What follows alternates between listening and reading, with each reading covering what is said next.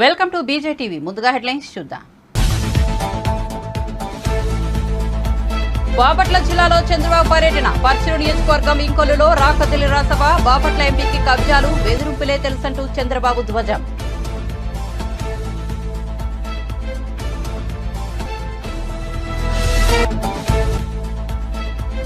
నీటిపారుదల రంగంపై అసెంబ్లీలో శ్వేతపత్రాన్ని విడుదల చేసిన ప్రభుత్వం. గోదావరి ప్రాజెక్టులపై గత ప్రభుత్వం వేసిన కమిటీ నివేదికను సభ ముందు ఉంచుతున్నట్లు సీఎం వెల్లడి. బీఆర్ఎస్ తప్పులు అంగీకరించి సలహాలు ఇవ్వాలని, ఎదురుదాడి చేయవద్దని సూచన. కేసీఆర్ పేరు చెడగొట్టాలనేదే రేవంత్ రెడ్డి ముఖ్య ఉద్దేశమన్న హరీష్ రావు. కావాలనే మేడిగడ్డ ప్రాజెక్టు రిపేర్ను ఆలస్యం చేస్తున్నారనే ఆరోపణ. లేకపోతే రిపేర్ చేయడానికి ఆలస్యం ఎందుకో చెప్పాలని నిలదీత. తమపై కోపంతో రైతులను ఇబ్బంది పెట్టవద్దని విజ్ఞప్తి. కాంగ్రెస్ నేతలతో భేటీ అంటూ ప్రచారం. తీవ్రంగా స్పందించిన ఈటెల రాజేందర్. కాంగ్రెస్ నేతలతో ఈటెల మాట్లాడుతున్న ఫోటో వైరల్. బీజేపీ కార్పొరేటర్ గృహ ప్రవేశానికి హాజరై అందరితో కలిసి మాట్లాడాలని వివరణ.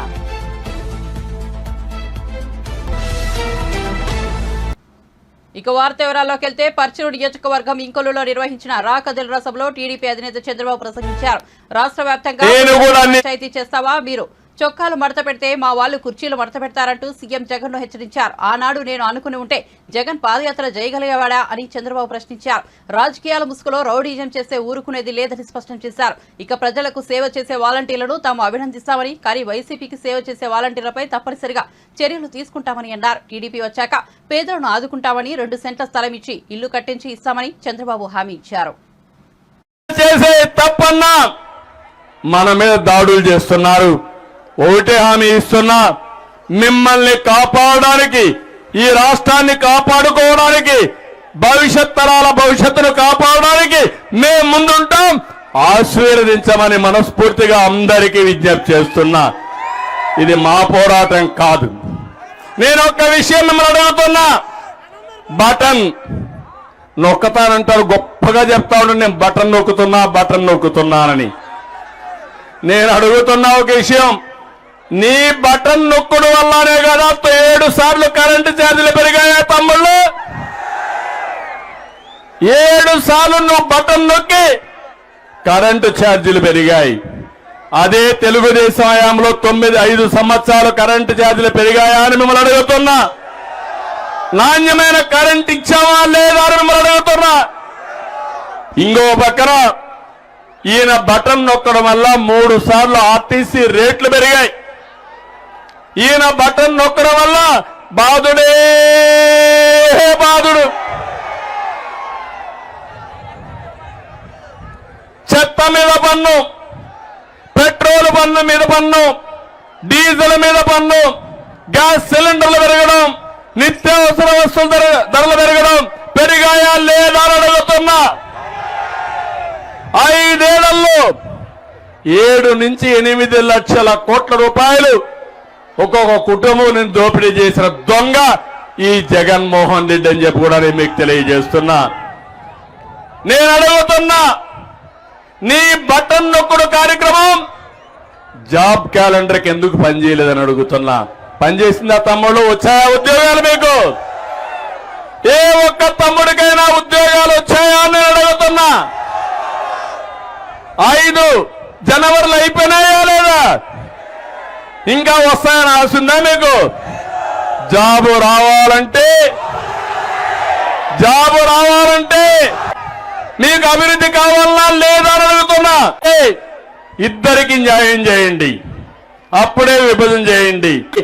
35% నుంచి 27.5% తగ్గించా అభివృద్ధి చేశారు. జగన్మోహన్ రెడ్డి వచ్చాడు, ఎంతకు పెరిగింది తెలుసా? 19-24కి 44% పెరిగిపోయింది. ఇతనే ఉంటే ఆడ 200 రూపాయల ఆదాయం వస్తే మన ఆదాయం 100 రూపాయలు వచ్చే పరిస్థితి వస్తుంది. నేను ఒకటే మిమ్మల్ని అడుగుతున్నా, మీ ఆదాయం పెరగాలనా లేదా అని అడుగుతున్నా. మీ పిల్లలకు ఉద్యోగాలు కావాలనా లేదా అని మిమ్మల్ని అడుగుతున్నా.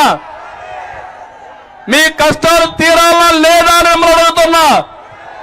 ఇది జరగాలంటే మళ్ళీ బాబు రావాలి. తెలుగుదేశం జనసేన సునామీ ద్వారా రామరాజ్యం స్థాపన జరగాలి, రావణాసుడి వధ జరిగి తీరాలని మరొక్కసారి మీ అందరికీ విజ్ఞప్తి చేస్తున్నా. అందుకే నిన్న మొన్న వీళ్ళు చూస్తున్నా, వీళ్ళు మాట్లాడుతున్నారు. నేను కొన్ని అనౌన్స్మెంట్లు చేశా. సూపర్ 6, నేను సూపర్ 6 లో కొన్ని విషయాలు చెప్పాను. ఏమమ్మా ఆడబిడ్డలు నేను జ్ఞాపకం ఉన్నానా అని అడుగుతున్నా. ఇక్కడుండే వాళ్ళే కాదు, ఇంటి దగ్గరుండే ఆడబిడ్డలు కూడా ఆలోచించుకోవాలి. మీకు ఆస్తిలో హక్కు ఎవరిచ్చారమ్మా అని మిమ్మల్ని అడుగుతున్నా. ఎన్టీ రామారావు అవునా కాదా అని అడుగుతున్నా. రాజకీయాల్లో 9% స్థానిక సంస్థల్లో రిజర్వేషన్లు పెట్టింది ఎవరు అని అడుగుతున్నా. ఎన్టీఆర్ ఉన్నప్పుడు పెట్టాడు. నేను వచ్చిన తర్వాత డాక్రా సంఘాలు పెట్టాను, మీలో చైతన్యం తీసుకొచ్చాను, పొదుపు ఉద్యమం నేర్పించాను. ఆడబిడ్డల్ని ఆర్థికంగా పైకి తేవడానికి నాయకత్వ విషయాలు నేర్పించి పైకి తీసుకొచ్చిన పార్టీ తెలుగుదేశం పార్టీ. అవునా కాదా అని ఆడబిడ్డలందరూ ఆలోచించాలి. అది అయిన తర్వాత ఉద్యోగాల్లో కాలేజీల్లో 33% రిజర్వేషన్లు పెట్టారు. అప్పటి వరకు వరకట్నాలున్నాయి. మన పిల్లలు ఆడపిల్లలు చదువుకున్నారు. ఇప్పుడు ఎదురు కట్నం ఇస్తున్నారంటే అది తెలుగుదేశం పార్టీ సాధించిన విజయం. మా ఆడబిడ్డలు గుర్తుపెట్టుకోవాలి. ఈ రోజు నేను ఒకటే ఆలోచిస్తున్నా, మీ నాయకత్వంలో మిమ్మల్ని ఆర్థికంగా పైకి తీసుకు రానున్న ఎన్నికలకు సంబంధించి అభ్యర్థుల మార్పు చేర్పులను వైసీపీ నాయకత్వం కొనసాగిస్తోంది. తాజాగా రాత్రి వైసీపీ 7వ జాబితాను విడుదల చేసింది. 7వ జాబితాలో 2కి టికెట్ను నిరాకరించింది. కందుకూరు ఎమ్మెల్యే మహీధర్ రెడ్డితో పాటు పర్చూరు నియోజకవర్గ ఇన్ఛార్జ్ ఆమంచి కృష్ణమోహన్ కు మొండిచేయి చూపారు. కందుకూరు నియోజకవర్గ ఇన్ఛార్జిగా కటార్ అరవింద యాదవ్ ను జగన్ రంగంలోకి దించారు. పర్చూరు ఇన్ఛార్జిగా ఎడం బాలాజీని నియమించారు. ఈ 2 నియోజకవర్గాలకు సంబంధించే 7వ జాబితాను విడుదల చేశారు. మరోవైపు తనకు చీరాల నుంచి అవకాశం ఇవ్వాలని ఆమంచి కోరుతున్నారు. ఈ నేపథ్యంలో ఆమంచికి ఎక్కడి నుంచి అవకాశం ఇస్తారనే అంశం ఆసక్తికరంగా మారింది. నీటిపారుదల ప్రాజెక్టులకు సంబంధించి గత బీఆర్ఎస్ ప్రభుత్వం తప్పులను అంగీకరించి తెలంగాణ సమాజానికి క్షమాపణలు చెప్పి ఉంటే బాగుండేదని ముఖ్యమంత్రి రేవంత్ రెడ్డి అన్నారు. బీఆర్ఎస్ తాము చేసిన తప్పులను అంగీకరించి తమ ప్రభుత్వానికి సలహాలు సూచనలు ఇస్తే కొంతమేర అయినా తెలంగాణ సమాజం అభినందించేదని చెప్పారు. నీటిపారుదల రంగంపై తెలంగాణ ప్రభుత్వం అసెంబ్లీలో శ్వేతపత్రాన్ని విడుదల చేసింది. దీనిపై జరిగిన స్వల్పకాలిక చర్చలో సీఎం రేవంత్ రెడ్డి మాట్లాడారు. నీటిపారుదల రంగంపై విపక్షాలు తమ అభిప్రాయాన్ని చెప్పాయని, అయితే గత ప్రభుత్వం గోదావరి ప్రాజెక్టులపై విశ్రాంత ఇంజనీర్లతో కమిటీ వేసిందని, ఆ కమిటీ నివేదికను తాను సభ ముందు ఉంచుతున్నానని సీఎం తెలిపారు. తుమ్మిడిహెట్టి వద్ద కాకుండా మరోచోట ప్రాజెక్ట్ రీడిజైనింగ్ ఇక్కడే పునాది పడిందన్నారు. బీఆర్ఎస్ తప్పులు అంగీకరించి సలహాలు ఇవ్వాలని, కానీ ఎదురుదాడి చేయడం సరికాదన్నారు. మంత్రి పవర్ పాయింట్ ప్రజెంటేషన్ ఇస్తే తప్పుల తడక అని చెప్పడం విడ్డూరమన్నారు. చేసిన తప్పులను కప్పిపుచ్చుకునే ప్రయత్నాలు చేయడం సరికాదని హితవు పలికారు. ఈ రోజు మునిగిపోయిన మేడిగడ్డ, పగిలిపోయిన అన్నారము, కుప్పగూలిన సుందీళ్లను చూసి మాట్లాడి రాసింది కాదు అధ్యక్ష. ఆ రోజు ఈరోజు ఇంత దుర్మార్గానికి ఒడిగట్టి ఈరోజు ఈ రకంగా ఇక్కడికి వచ్చి మా వెంకన్న మాట్లాడితే వెంకన్న మీద దాడి, మా బట్టి గారు మాట్లాడితే వారి మీద దాడి, మంత్రి గారిని అసలు సహించలేకపోతున్నాడు. ఎందుకు అధ్యక్ష? నేను ఒకటే అడుగుతున్నా అధ్యక్ష, ఈ కాళేశ్వరం ప్రాజెక్ట్ అనేది తెలంగాణకు వరప్రదాయిని కాదు అధ్యక్ష, వీళ్ళ పుణ్యమా అని కాళేశ్వరం ప్రాజెక్టు తెలంగాణ సమాజానికి ఒక కలంకంగా మారింది అధ్యక్ష. ఇవాళ ఈ కలంకాన్ని నిలువెత్తు ఆధారాలు అక్కడ ఉంటే పక్కున పగిలిపోయి 2గా చీలిపోయి నేలకు కుంగిపోయి నిటారుగాడపోయి నిలబడితే సిగ్గుతో తెలంగాణ సమాజం తల వంచుకొని పరిస్థితులు కల్పించిన వాళ్ళు ఇంకా నిస్సిగ్గుగా సభలో నిలబడి మమ్మల్ని ప్రశ్నిస్తారా అధ్యక్ష? ఆనాడు జరిగిన తప్పిదాలను సరిదిద్దడానికి ఉమ్మడి రాష్ట్రంలో సమైక్య పాలనలో తీసుకుంటున్న నిర్ణయాలు తెలంగాణ సమాజానికి మేలు చేకూర్చడం లేదు అనే ఎన్నో ఒడిదుడుకులను ఎదుర్కొని 4 కోట్ల తెలంగాణ ప్రజలకు 60 సంవత్సరాల ఆకాంక్షను అమలు చేయడానికి శ్రీమతి సోనియా గాంధీ గారు తెలంగాణ రాష్ట్రం ఇచ్చింది అధ్యక్ష. అట్లా ఇచ్చిన తెలంగాణను వీళ్ళని నమ్మి వీళ్ళ చేతిలో పెడితే 10 సంవత్సరాల దివాలా తీయించి కొల్లగొట్టి ప్రాజెక్టులు పక్కున బలిగిపోతుంటే దాని మీద క్షమాపణ చెప్పకుండా ఇంకా ఎదురుదాడేంది అధ్యక్ష? ఏంది ఇదా అధ్యక్ష పద్ధతి? ఈ నివేదికను కాదంటాడా? ఈ నివేదిక వాళ్ళు అధికారులను వాళ్ళు నియమించలేదంటాడా? లేకపోతే ఈ నివేదిక సంబంధం లేదంటాడా అని నేను అడుగుతున్నా అధ్యక్ష. ఇవాళ మాజీ మంత్రి హరీష్ రావు గారిని నేను నిలదీస్తున్నా. మీరు బాధ్యులు, మీరు ఈ దుర్మార్గాలకు పాల్పడ్డది మీరు. మిమ్మల్ని ఎందుకు 2014 నుంచి 18 వరకు మిమ్మల్ని చంద్రశేఖరరావు గారు మంత్రిగా కొనసాగించి 18లో ఎందుకు మిమ్మల్ని మంత్రిగా బర్తరఫ్ చేసిందని నేను అడుగుతున్నా. మీరు ఈ దోపిడీలో ఆ తర్వాత వచ్చిన చంద్రశేఖరరావు ఈ శాఖకు మంత్రి, ఈ పాపాలకంతా వాళ్ళిద్దరు కారణం కాదా అధ్యక్ష? వీళ్ళిద్దరు కలిసి ఈ రకంగా తెలంగాణను మొత్తం చెదలు పట్టించింది అధ్యక్ష. తెలంగాణను మొత్తం దోపిడి. ఇట్లాంటి పరిస్థితుల్లో ఇంకా కూడా ఈ రకమైన మొండి వాదనలు, తొండి వాదనలు వద్దు హరీష్ రావు గారు. జరిగిన తప్పులు సరే, విజిలెన్స్ అండ్ ఎన్ఫోర్స్మెంట్ నివేదికిస్తే వాళ్ళని తిడుతుంది, కాగ్ నివేదికిస్తే వాళ్ళను ఆరోపణ చేస్తుంది, వాస్తవాలని చెప్తే మా మీద దాడి చేస్తుంది. మరి మీరు నియమించుకున్న అధికారులు ఇచ్చిన నివేదికని ఇది కూడా తప్పుడు నివేదికనే అధ్యక్ష? ఇది కూడా తప్పుడు నివేదికనే అంటాడా? అంటే ఎటు పోతున్నాము అధ్యక్ష? మనము ఎక్కడికి వెళ్తున్నాము? ఏం చర్చ జరుగుతుంది అధ్యక్ష? నేను వాస్తవంగా ఏం మాట్లాడుతూ మా మంత్రి గారు, మా ఉప ముఖ్యమంత్రి గారు మాట్లాడతారు, చూద్దాము మిత్రుడు ఏమేమి చెప్తాడు. ఎందుకంటే 10 ఏళ్ల అనుభవంలో ఏమైనా మెరుగైందేమో, ఏమైనా మారిండేమో అనుకున్న. గతంలో నాకు బాగానే పరిచయమో, కానీ ఇంకా అంతకంటే దిగజారిపోయి 4 సార్లు ప్రాజెక్టుకు శిలాఫలకాలు వేసిందంటూ. తమ పార్టీ అధినేత కేసీఆర్ పేరు చెడగొట్టాలనేదే ముఖ్యమంత్రి రేవంత్ రెడ్డి ముఖ్య ఉద్దేశమని మాజీ మంత్రి సిద్దిపేట ఎమ్మెల్యే హరీష్ రావు ఆరోపించారు. కావాలనే మేడిగడ్డ ప్రాజెక్టు రిపేరును ఆలస్యం చేస్తున్నారని ఆరోపించారు. లేకపోతే రిపేరు చేయడానికి ఆలస్యం ఎందుకో చెప్పాలని నిలదీశారు. తమపై కోపంతో రైతులను ఇబ్బంది పెట్టవద్దని విజ్ఞప్తి చేశారు. ప్రాజెక్టులకు సంబంధించి ఏ విచారణకైనా తాము సిద్ధమని 3వ సారి చెబుతున్నారని అన్నారు. నీటిపారుదల రంగంపై తెలంగాణ ప్రభుత్వం శనివారం అసెంబ్లీలో శ్వేతపత్రాన్ని విడుదల చేసింది. ఈ అంశంపై చర్చ సందర్భంగా హరీష్ రావు మాట్లాడారు. అంటే నిజాం కంటే ముందు ఆయన ఖర్చు కూడా మీరు లెక్క పెట్టిండ్రు. ఇలా అంటే ఖర్చు ఏమో సేమ్ పెట్టిండ్రు, ఆయకట్టు అక్కడో తీరుగా ఇక్కడో తీరుగా చూపించారు. ఇది రెండవ తప్పు అధ్యక్ష. అంటే బేసికల్లీ వీళ్ళు ఏంటంటే ఇప్పటి ప్రభుత్వం ఏదో బాగా ఖర్చు పెట్టింది, ఆయకట్టు తక్కువ వచ్చిందని లెక్కలలో ఒక తప్పుడుగా ప్రజలకు చూపించేటువంటి ప్రయత్నంలో చేసినటువంటి ఒక కుస్తీ ఇది. ఇకపోతే రెండవ అబద్ధం ఇది. మూడవది వచ్చే అధ్యక్ష, Rayalaseema lift page number 11 Rayalaseema lift గురించి ఇందులో ఏం మాట్లాడారంటే అధ్యక్ష, నేను చదివి వినిపిస్తా. రాయలసీమ లిఫ్ట్ ఇరిగేషన్ ప్రాజెక్టు టెండర్ల ప్రక్రియ పూర్తయ్యే వరకు అప్పటి ప్రభుత్వం కేంద్రానికి ఫిర్యాదు చేయలేదు. ఇంత స్పష్టంగా ఇట్లా చేయకూడదు అధ్యక్ష. ఒక గవర్నమెంట్ ఒక డాక్యుమెంట్ ఒక అసెంబ్లీలో పెట్టేప్పుడు కొంత మొన్న కూడా దీని మీద డిస్కషన్ వారం రోజుల క్రితం అయింది. అన్ని ఆధారాలతో సహా నేను ఈ సభలో మాట్లాడాను.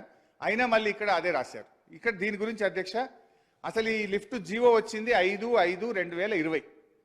ఈ జీవో రాకముందే పత్రికల్లో వచ్చిన వార్త ఆధారంగా 29 జనవరి 2020 నాడే మేము కేంద్ర ప్రభుత్వానికి ఫిర్యాదు చేశాం. నంబర్ 1. 5 మే నాడు జీవో వస్తే 12 మే అంటే కరెక్ట్గా వారం లోపలనే 12 మే 2020 నాడు కూడా కేంద్ర ప్రభుత్వానికి కేఆర్ఎంబికి మేము కంప్లైంట్ చేశాం. ఆ లెటర్లు కావాలంటే మీ ద్వారా సభకు వారికి పంపిస్తా అధ్యక్ష. కానీ మేము అసలు ఫిర్యాదే చేయలేదు అనేటువంటి ఒక సత్యదూరమైన విషయాన్ని సభ ద్వారా ప్రజలకు చెప్పి తప్పుదో పట్టించడం కరెక్ట్ కాదు. ఇక నాలుగో విషయం అధ్యక్ష ఎందుకంటే ఇది సభ రాశారు, దీనికి కట్టుబడి ఉన్నారా అంటే అధ్యక్ష, మళ్ళీ 1 ఫిబ్రవరి నాడు మీటింగ్ జరిగితే అందులో కూడా మళ్ళీ ఒప్పుకొని వచ్చిండ్రు. మొన్న నేను వీడియోతో సహా 1 ఫిబ్రవరి మినిట్స్ అధ్యక్ష, when all the outlets are handed over to KRMB, these will be under the control of KRMB and will be manned by staff from both the states in equal proportion. This staff will report to KRMB through their salary and other benefits will be paid to the respective state governments. అంటే స్పష్టంగా మేము అప్పచెప్తున్నామని రెండోసారి చెప్పారు. బయటకు వచ్చిన తర్వాత ఆంధ్రప్రదేశ్ తెలంగాణ ఈఎన్సీలు మేము అప్పచెప్పాలని నిర్ణయం తీసుకున్నామని చెప్పి కూడా చాలా స్పష్టంగా అందులో చెప్పిన విషయాన్ని మీ ద్వారా తెలియజేస్తున్నాం. టెండర్ కండిషన్స్ లో ఆ రోజు 0.5% ఉంటే టెండర్లు అయిపోయిన తర్వాత దాన్ని 3.5%కు పెంచి మొబిలైజేషన్ అడ్వాన్స్ ఇవ్వడాన్ని కాగు కూడా గతంలో తప్పుపట్టిన విషయాన్ని మీ ద్వారా వారి దృష్టికి తీసుకొస్తా ఉన్నా అధ్యక్ష. అయితే బేసికల్లీ ఇక్కడ ఇంకొక విషయం అధ్యక్ష, తమ్మిడిహట్టిని ఎందుకు మార్చారు అనే విషయాన్ని ఇవాళ పదే మాట్లాడుతున్నారు. యాక్చువల్గా అధ్యక్ష ప్రస్తుతం అక్కడ ఉన్నటువంటి తుమ్మల నాగేశ్వరరావు గారు కూడా ఆ రోజు మా క్యాబినెట్లో ఉన్నారు. అప్పటి ముఖ్యమంత్రి గారు క్యాబినెట్ సబ్ కమిటీ వేశారు. ప్రస్తుత వ్యవసాయ శాఖ మంత్రి ఆ రోజు R&B మినిస్టర్గా ఈ రీఇంజనీరింగ్ దాంట్లో వారు ఉన్నారు, ఈటెల రాజేందర్ గారు ఉన్నారు, చాలా మంది మంత్రులు అనేక రోజులు మాట్లాడి మీటింగులు పెట్టిన తర్వాత రీఇంజనీరింగ్ యొక్క ఆవశ్యకతను గుర్తించడం జరిగింది అధ్యక్ష. అయితే అధ్యక్ష పాయింట్ ఏంటంటే అధ్యక్ష ఇక్కడ చాలా ముఖ్యమైన విషయం ఏంటంటే నిజానికి ప్రాణహిత సేవలను మేము మార్చాలని అనుకోలేదు.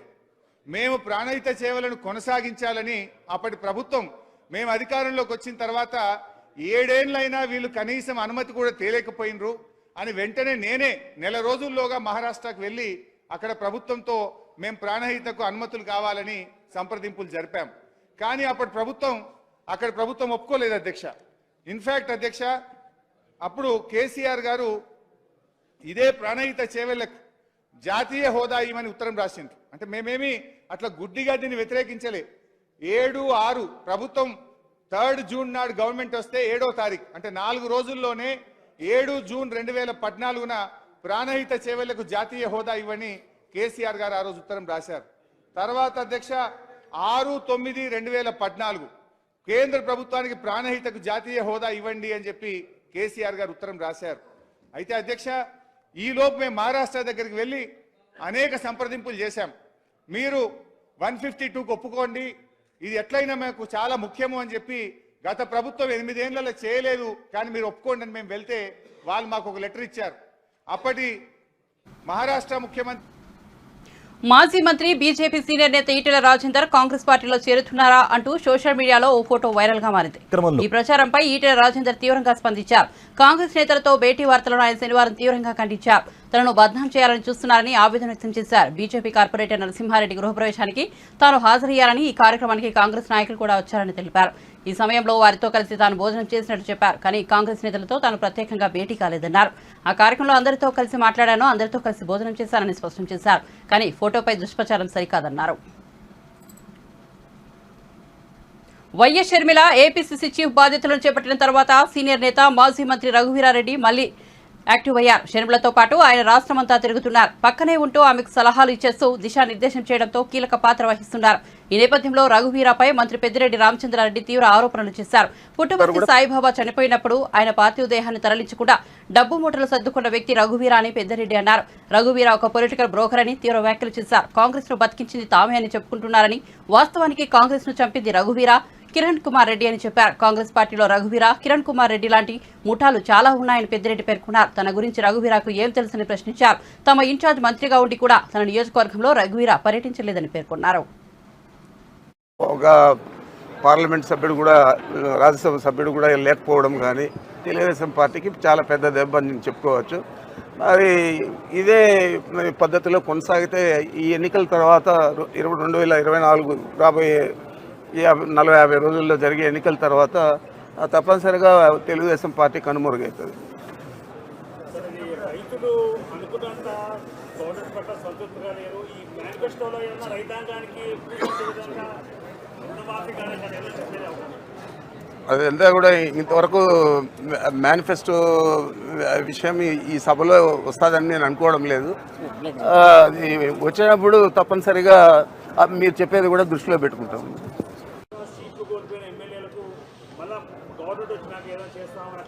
ఆ హామీ ప్రధానంగా ముఖ్యమంత్రి గారే అందరినీ పిలిచి ఇస్తా ఉన్నారు. తప్పకుండా ఆ హామీ ప్రధానంగా ముఖ్యమంత్రి గారే అందరినీ పిలిచి ఇస్తా ఉన్నారు. తప్పకుండా ఆ హామీలు కూడా నెరవేరుస్తారు ఎన్నికల తర్వాత.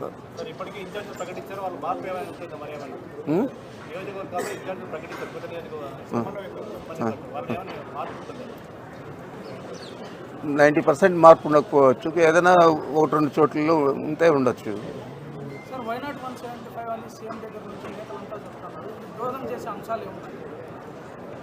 దోహదం చేసే అంశాలు మా పార్టీ పనితీరు, మా ప్రభుత్వ పనితీరు గత 5 సంవత్సరాల్లో ఏ విధంగా పనిచేసిందో దాన్నే ప్రధానంగా మేము చెప్పుకోదలుచుకున్నాము.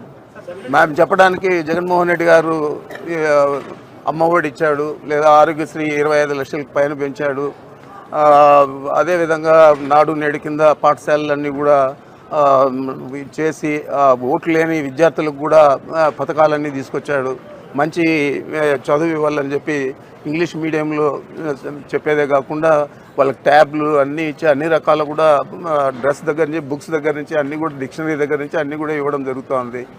మరి టీడీపీ జాతీయ ప్రధాన కార్యదర్శి నారా లోకేష్ సతీమణి నారా బ్రాహ్మణి మంగళగిరి నియోజకవర్గంలో పర్యటించారు. ఆత్మకూరులోని చేనేత పరిశ్రమ డైనింగ్ షెడ్ను ఆమె పరిశీలించారు. కార్మికులతో మాట్లాడి వారి సమస్యలు తెలుసుకున్నారు. మంగళగిరిలో నారా లోకేష్ నెలకొల్పిన స్త్రీశక్తి కేంద్రాన్ని సందర్శించారు.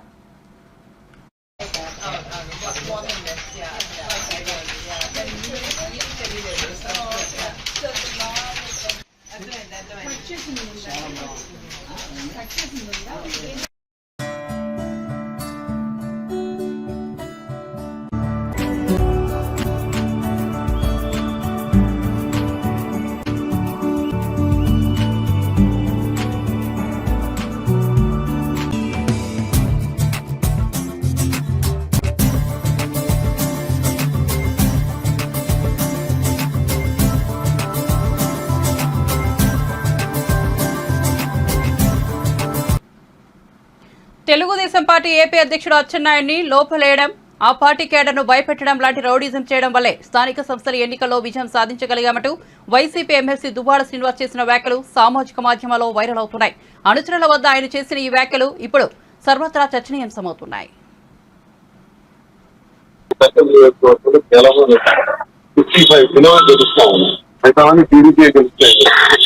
ఆ పరిస్థితుల్లో ఏం చేద్దాం, ఎలా చేద్దాం, ఎలా ఎదుర్కొందామని ఆ డిమాండ్ ఇందిరా పాపాలకి నామినేషన్ వేయకుండా చేసి ఇబ్బంది పెడితే ఆ సాగుతో నేను ఊరి మీద దాడి చేసి అతని మీద నామినేషన్ వేయించి నన్ను అచ్చెన్నాయుడు కొట్టాడని చెప్పి అచ్చెన్నాయుడికి జైల్లో పెట్టి తెలుగుదేశం క్యాడర్ అందరినీ కూడా వీధిలోకి రాకుండా చేసి అక్కడ సొంత బొమ్మలు జెడ్పీటీసీని బయటకు వస్తే నీ అంత తెలుస్తామని చెప్పి రౌడీ షీట్ పెట్టి అరెస్ట్ చేసి కోటబొమ్మ జెడ్పీటీసీ అభ్యర్థి పూజారి సత్యకి ఆడికి లోపల పెట్టి పంతులేసి బంధించి అలాగే సెకండ్ జెడ్పీటీసీ అభ్యర్థి వీడికి బయట రాకుండా చేసి అలాగే నందిగాం కూడా అలాగే చేసి 4 ఎంపీపీలు 4 జెడ్పీటీసీలు 136 పంచాయతీలు 119 కేవలం ఆ రోజు జరిగిన ఇన్సిడెంట్ ఆయన లోపలేసి క్యాడర్ అందరినీ రిగ్గింగ్ చేసేవాడి పోటీ చేయాలి లేదనుకుంటే కనబడకండి అనుకోండి రౌడీజమే చేసాం. 65 కిలోలు గెలుస్తామని మిగతామని టీడీపీ గెలుస్తాయి. ఆ పరిస్థితుల్లో ఏం చేద్దాం, ఎలా చేద్దాం, ఎలా ఎదుర్కొందామని ఆ డిమాండ్ ఇందిరా పాపాలకి నామినేషన్ వేయకుండా చేసి ఇబ్బంది పెడితే ఆ సాగుతో నేను ఊరి మీద దాడి చేసి అతని మీద నామినేషన్ వేయించి నన్ను అచ్చెన్నాయుడు కొట్టాడని చెప్పి అచ్చెన్నాయుడికి జైల్లో పెట్టి తెలుగుదేశం క్యాడర్ అందరినీ కూడా వీధిలోకి రాకుండా చేసి అక్కడ సొంత బొమ్మలు జెడ్పీటీసీని బయటకు వస్తే నీ అంత తెలుస్తామని చెప్పి రౌడీ షీట్. తెలంగాణ అసెంబ్లీలో చేసిన కులగ్రహణ తీర్మానంపై బీఆర్ఎస్ ఎమ్మెల్సీ కల్వకుంట్ల కవిత స్పందించారు. కులగ్రహణ తీర్మానం కేవలం కంటి తుడుపు చర్య అని ఆమె కొట్టిపారేశారు. బీసీల పట్ల కాంగ్రెస్ పార్టీకి చిత్తశుద్ది లేదని విమర్శించారు. కులగ్రహణకు చట్టబద్దత కల్పించాలని, తక్షణమే ఆ చట్టాన్ని అసెంబ్లీలో ఆమోదించాలని ఆమె డిమాండ్ చేశారు. బీసీ సబ్ ప్లాన్ కు కూడా చట్టభద్రత కల్పించామన్నారు. చెప్పక తప్పని పరిస్థితి వాళ్ళ కనబడతా ఉన్నది. ప్రధానంగా కాంగ్రెస్ పార్టీ మేనిఫెస్టోలో పెట్టినటువంటి అంశం బీసీల కుల జనగణన చేసి లోకల్ బాడీ ఎలక్షన్స్ వచ్చే లోపల, అంటే సర్పంచులు, ఎంపీటీసీలు, జెడ్పీటీసీలు ఎన్నికలు వచ్చే లోపల 42% రిజర్వేషన్ ఇస్తాం. తద్వారా 29,000 మంది బీసీ బిడ్డలకు రాజకీయంగా అవకాశాలు వస్తాయని ఎన్నికల సమయంలో నమ్మబలికినటువంటి కాంగ్రెస్ పార్టీ ఇవాళ ఎన్నికలు అయిపోయిన తర్వాత అసెంబ్లీ సెషన్లో కేవలం కంటి తుడుపు చర్యలాగా ఒక తీర్మానం చేసి ఈ అంశాన్ని పక్కకు పెట్టేటటువంటి ప్రయత్నం చేసింది. ప్రధానంగా బీసీ డిక్లరేషన్ కామారెడ్డిలో చేసినటువంటి దాంట్లో జనగణనతో పాటు రాజకీయ అవకాశాలతో పాటు బీసీ నిధులు ఇవ్వడానికి బీసీ సబ్ ప్లాన్కి చట్టబద్ధత కల్పిస్తాం, 20,000 కోట్ల రూపాయలు ప్రతి సంవత్సరం ఇస్తామని కూడా చెప్పడం జరిగింది. కానీ 2 అసెంబ్లీ సమావేశాలు అయిపోయినా బీసీ సబ్ ప్లాన్కి ఇంతవరకు అతిగతి లేనటువంటి పరిస్థితి, కనీసం దాని మీద చిత్తశుద్ధితో కూడా కాంగ్రెస్ పార్టీ లేనటువంటి పరిస్థితి. మేము కౌన్సిల్లో ప్రశ్నిస్తే కూడా దాని మీద మంత్రులు జవాబు చెప్పనటువంటి పరిస్థితి. మరి ఇటువంటి పరిస్థితుల్లో నిన్న ఒక తీర్మానం కాంగ్రెస్ పార్టీ ప్రవేశపెట్టింది. ఈ బీసీల కోసం ప్రవేశపెట్టినటువంటి తీర్మానంలో ఎప్పటి వరకు చేస్తారు, ఎప్పుడు కులగన్న మొదలు పెడతారు, ఏ సంస్థ ద్వారా చేపిస్తారు, దీనికి బడ్జెట్లో పెట్టినటువంటి డబ్బులేంటి, ఎన్ని రోజుల్లోపు పూర్తి చేస్తారు, ఈ కుల జనగణన చేయడం ద్వారా ఏం సాధిస్తారు, మీ లక్ష్యాలేంటి, ఇవేమి చెప్పకుండా కేవలం కంటి తుడుపు చర్యలాగా, మభ్యపెట్టే చర్యలాగా మేము కులగణన చేయబోతా ఉన్నాము, బీసీలదే కాదు మొత్తం 50 మందిది గణన చేయబోతా ఉన్నాము అని ఒక తలాతోకా లేనటువంటి రెజల్యూషన్ని నిన్న అసెంబ్లీలో పాస్ చేయడాన్ని భారత్ జాగృతి తరఫున మేము తీవ్రంగా మా యొక్క నిరసన వ్యక్తం చేస్తూ ఉన్నాం.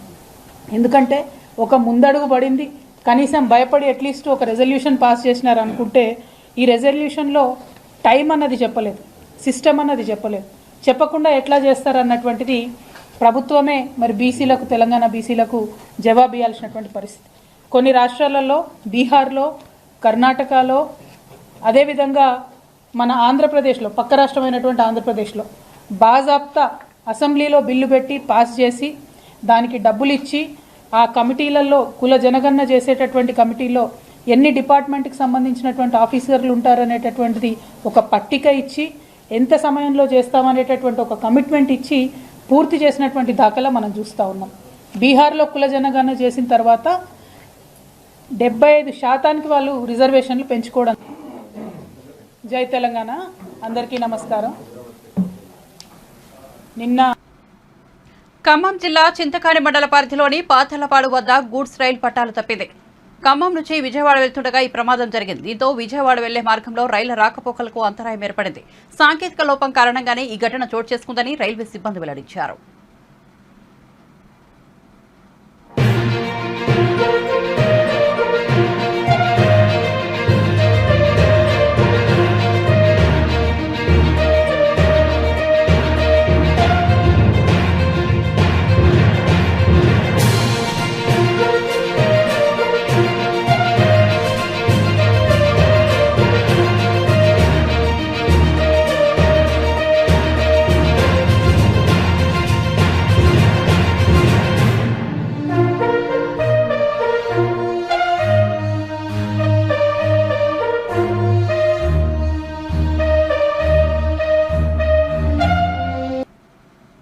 బులెటిన్ ముగించే ముందు హెడ్లైన్స్ మరోసారి చూద్దాం.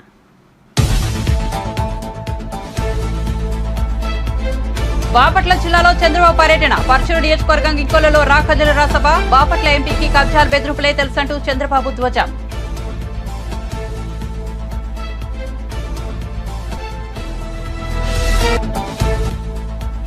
నీటిపారుదల రంగంపై అసెంబ్లీలో శ్వేతపత్రాన్ని విడుదల చేసిన ప్రభుత్వం. గోదావరి ప్రాజెక్టులపై గత ప్రభుత్వం వేసిన కమిటీ నివేదికను సభ ముందు ఉంచుతున్నట్లు సీఎం వెల్లడి. బీఆర్ఎస్ తప్పులు అంగీకరించి సలహాలు ఇవ్వాలని, ఎదురుదాడి చేయవద్దని సూచన.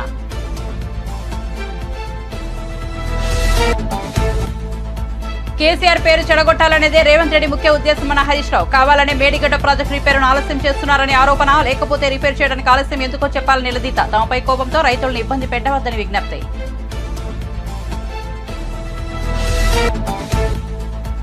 కాంగ్రెస్ నేతలతో భేటీ అంటూ ప్రచారం. తీవ్రంగా స్పందించిన ఈటెల రాజేందర్. కాంగ్రెస్ నేతలతో ఈటెల మాట్లాడుతున్న ఫోటో వైరల్. బీజేపీ కార్పొరేటర్ గృహ ప్రవేశానికి హాజరై అందరితో కలిసి మాట్లాడారని వివరణ.